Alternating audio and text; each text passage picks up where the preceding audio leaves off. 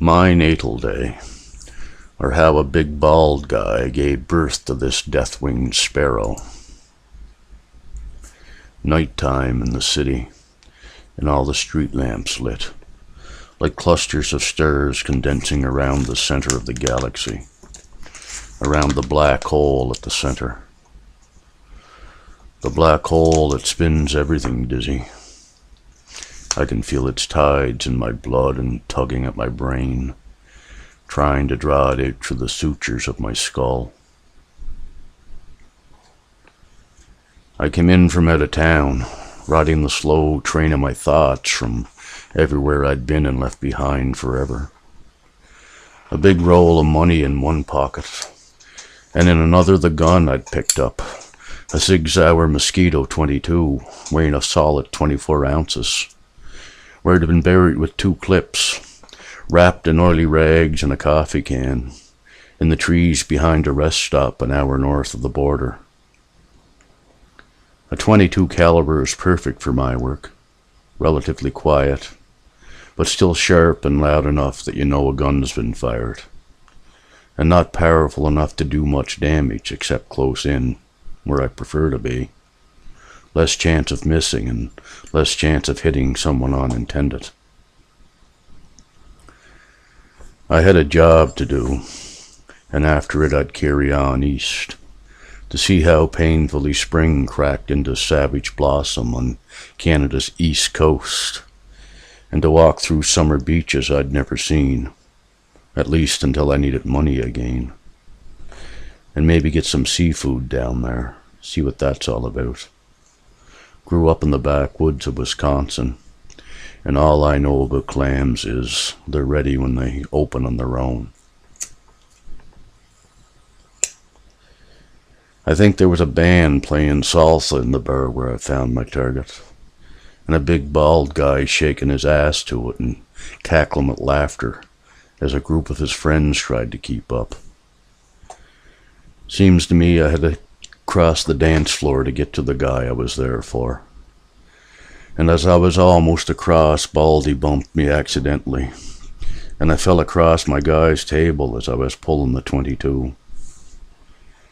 He saw me and the gun before my hand dropped over the table's far edge, and he ran, dodging through the crowd and out onto the street. I knew I'd have trouble getting that close to him again.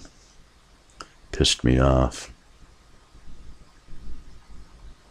The bald guy put his hand on my shoulder, started to help me up, asking if I was okay. "It's the birthday of the dead, you know," he said. "Is that why you're wearing your skeleton outside your skin?" "You are. You're fucking inside out." "Fuck do I care about birthdays?" I asked. Don't even know my own. And I've always fucked from the outside in. I left. My target was gone, and I'd have to spend at least another night in the city tracking him down again. And I did feel fucked from the inside out. I'm just a little guy, a real little guy, and real light-skinned. The pale skin's where the Scandinavian blood shows up, I guess. So drag ain't a problem for me at all. Way I figured out to do most of my old business, in fact. And I guess it'll work just as well in my new business, for which I was on my first job. Not too many pay attention to or are threatened by a small woman in their vicinity, whatever manifestation she happens to take. Though I generally find it best to be someone muted to the eye, unassuming. And when I break loose on them, they take too much time to adjust to what hit them, and by that time, I've got them down. That night I was in grey, plain loose grey jeans and a thin grey cardigan over a charcoal grey top, nearly a ringer for one of Baldy's group. I was a little grey sparrow, death on the wing. Can't claim the idea of doing the hit as a woman as my own. I read whenever I can, and I've been places I had plenty of time to read.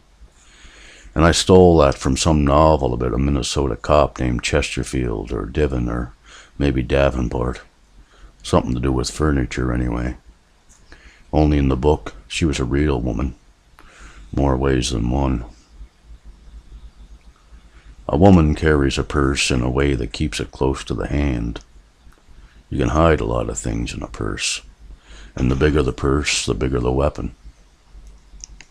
I've hidden chains and nightsticks in them. Once even a cut-down Louisville slugger, corked with lead shot, and a coil of ridgeless flex hose loaded with ball bearings.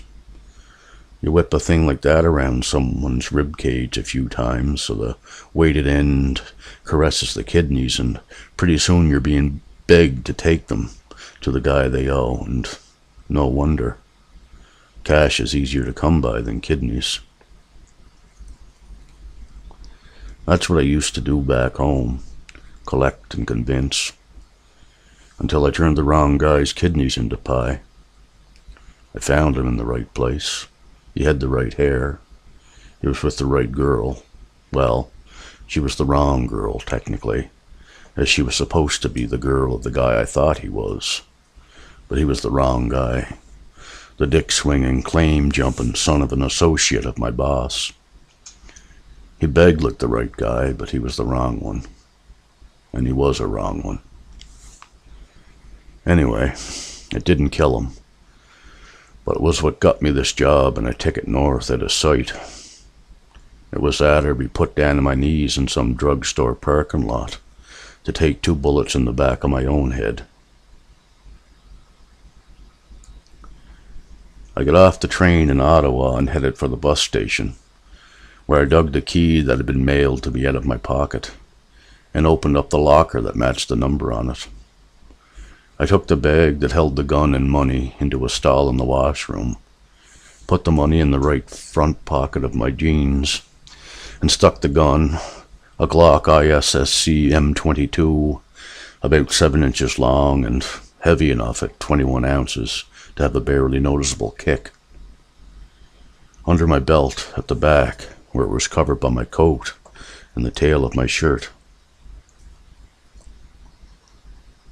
I tried to spend the rest of my wait for my bus to Montreal in the terminal coffee shop, and the music they were playing damn near terminated me.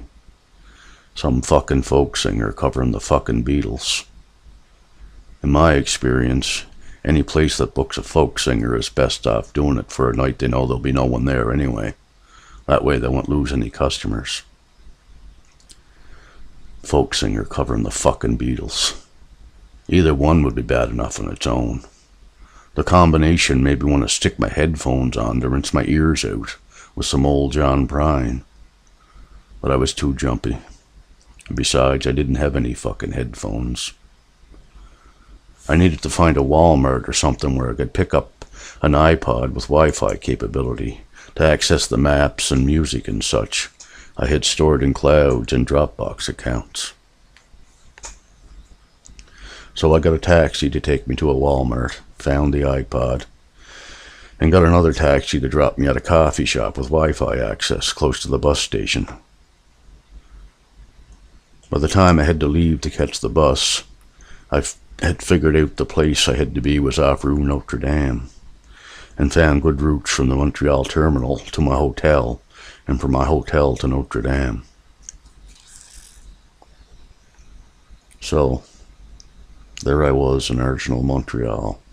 Used to be a shipyard, according to the websites I found when I was looking it up, and standing inside, I could believe that.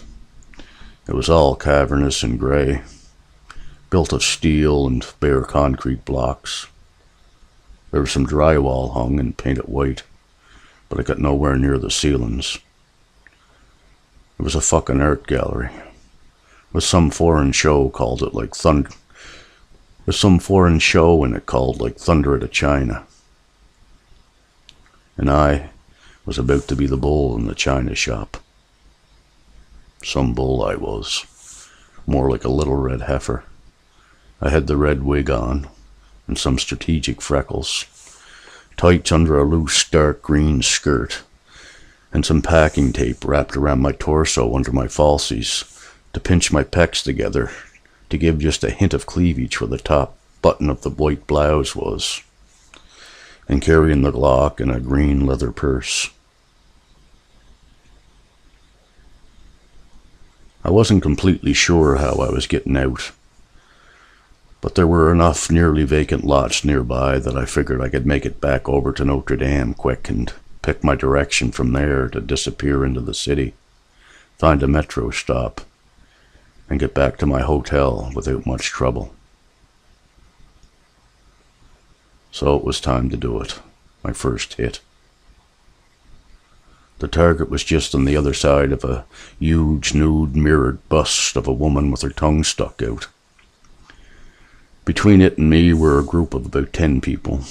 One of them, a big bald guy, was pointing and saying, "The nipples are as big as your head, Mike. The thing looks like it should be a fancy coffee maker."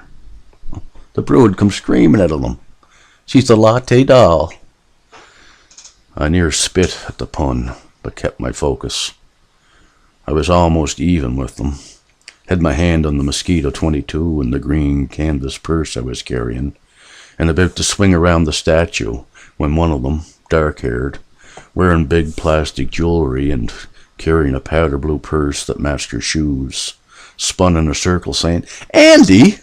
Michael, did you hear what Andy said about her nipples? They're as big as your head, Michael." She lost her balance as she finished the turn and stumbled into me, knocked me against one of the nipples. I dropped the purse, and the gun in my right hand clanged against the bust, just as my target looked toward me. His eyes went white and wide, and then he ran. Fast fucker. If I was going to catch him... "You okay?" someone asked me. It was the bald guy putting his hand on my shoulder, starting to help me up. "Sorry about that. It's my birthday, and we're a little exuberant." Fuck did I care about birthdays. Didn't even know my own. My target was gone, and I'd have to spend at least another night in the city tracking him down again. So I raised the 22 as I turned and shot him twice in the left eye, and walked out to start the hunt again as he fell dead against his latte doll. Fuck do I care about birthdays. Fuck the fuck do I care about birthdays. Fuck. But hey, I had one now, didn't I? And just like anyone else's too. Because we're all of us born of another's blood and pain. Happy Death Day, Andrew.